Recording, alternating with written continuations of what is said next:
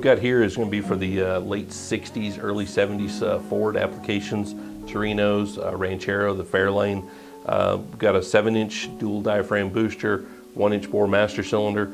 Really tight fitment on this particular one. Got a shock tower that's really close here, so it takes kind of what looks like a little bit of an odd looking unit, raises it up, very similar to what the OEM did with a bell crank assembly in the back here. The brackets, everything will bolt right directly to the firewall, won't require any modification at all.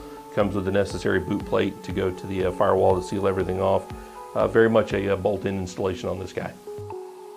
Like any brake booster, these require a minimum of 18 inches of vacuum at idle for proper operation.